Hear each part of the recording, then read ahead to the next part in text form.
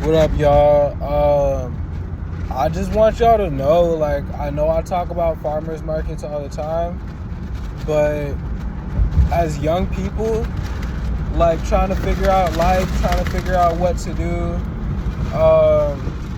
going into jobs that we're not really passionate about because of money opportunities, and then we get like trapped into fucking wage slavery type of situation where your boss is making you miserable, your job is making you miserable, and you have to act like a different person than you really are to fucking, more times than not, to not make white people uncomfortable. I know it's like not about it's not about race as much as it is about race, but I don't like to play this race shit. Like, I'm not in a rat race. So I'm talking about, when I talk about like race or ethnicity or color, I'm talking from just some more historical standpoint. But yeah, like, with all that said, I want to tell y'all the way to freedom, to free yourself from having to live a life like that, where you're making other people happy and you're not making yourself happy. One thing, like, as a people, whether you're black, whether you're Hawaiian, indigenous, whatever, Indian, this and that, like, majority of people around the world, if you're not white, like, your people as a collective, they don't produce anything, they don't manufacture anything. So, like, for example, if the Hawaiians really like took it upon themselves to grow food, to realize like how much available land there is in Hawaii to grow food, like, so my thing is, I feel like they kind of tricked people, speaking for Hawaii specifically, like, they tricked the Hawaiians to feel like they need to buy food from the store rather than grow food. That's it's complex how this shit happened, and it's a lot of levels to this shit. But we're just looking at this shit like surface level. That's what happened. So we need to realize, Hawaiians need to realize, it's really just about getting back to growing, getting back to the plants, providing something from the land to the people. You know what I'm saying? That's how you help your people, for real. Because, okay, so now, I know sharecropping was kind of bullshit. Growing food, cool, but like, having this debt over your head, not as cool. But if you can grow stuff for you, then you can start your own community, you can start your own village. You know what I'm saying? You could start your own like mini like nation, in a sense. If you could just grow some food, even if it just starts with you as one person growing food. Like, you don't even need anybody else to do that shit with. And I know like farmers aren't really getting paid as they should, or treated with the respect that they should. You know what I'm saying? But you could, like, you don't need to buy anything to grow plants. Like, like, nature provides. If you look at nature, all these plants just grow. They don't depend on money to grow. They don't depend on any special soil to grow. They don't depend on any special pots to grow. And then when you have like stuff growing, it gives you power. And even if we're not thinking of life in this systematic way, It gives you political power. Because Hawaii literally has more than enough room, more than enough fucking... I'm not even talking about golf fields, but there's more than enough open land that we could just be growing food on. But we're not. You know what I'm saying? People talk about, oh, well, that's state-owned land. Well, the state can't own Hawaiian land because Hawaii is a nation. Hawaii is an independent nation. Hawaii is its own sovereign nation, country, however you want to look at it. And it's been that, and it's always going to be that. Even though we have this, we got the fallacy of the state of Hawaii that started with the Republic of Hawaii. That's never been a real thing. It's never been as real as, you know what I'm saying, the Hawaiian nation.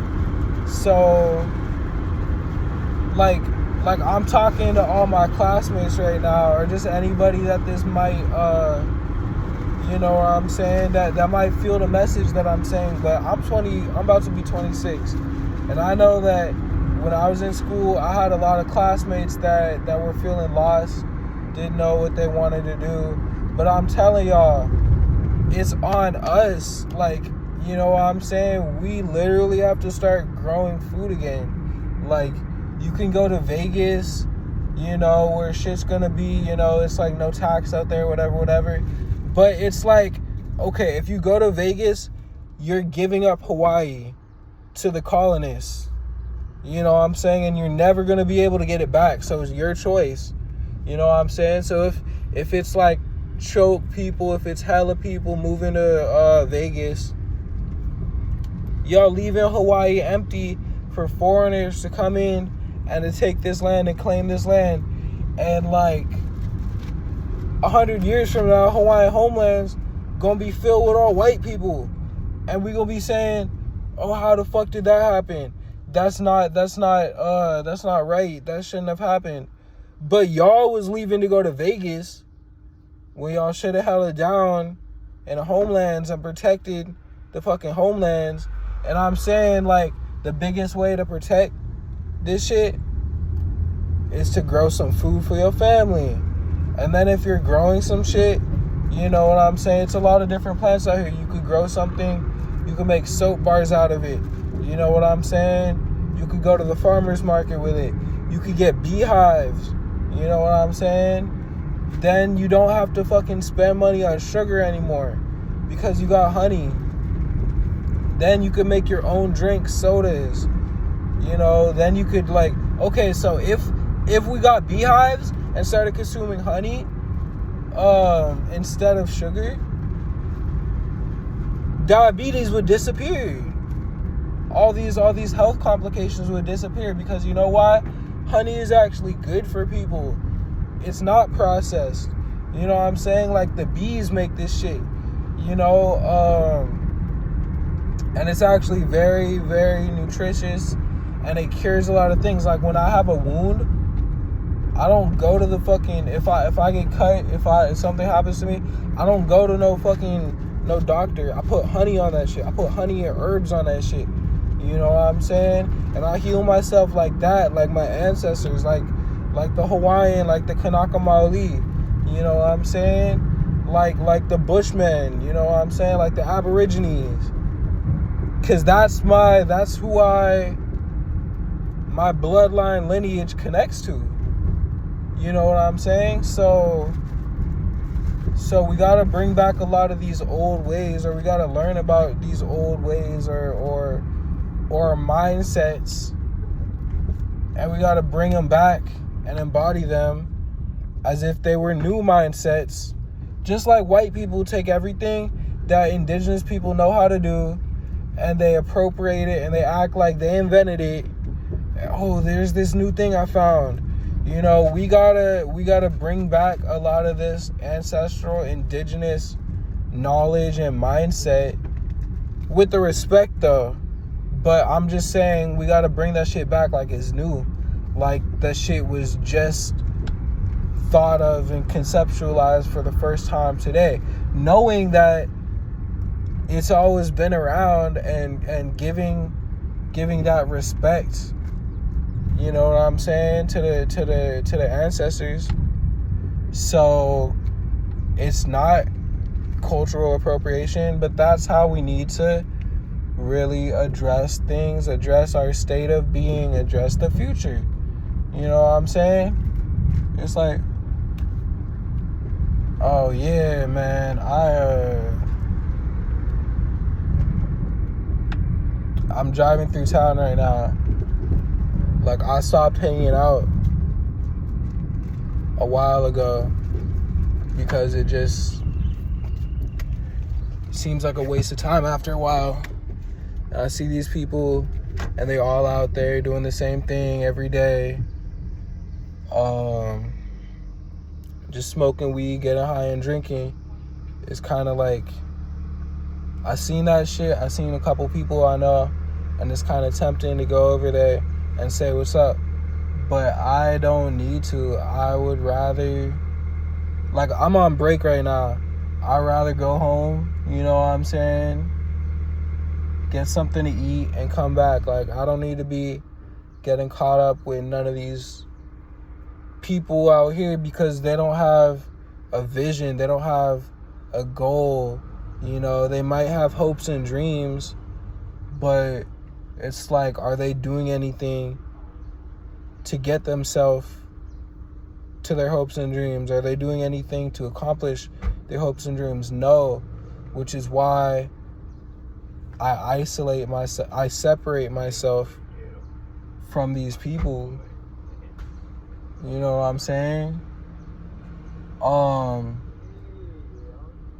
It's like we gotta learn to protect our energy too. You know, when you're a chosen one, when there's a higher calling that's been placed upon you, you know, when you have this responsibility to the ancestors, to the spirits, and you might not even understand that shit fully, but, you know, if you're a chosen one, you know you're a chosen one. I know you've always had that feeling inside of you. You know what I'm saying? This is the indigo generation.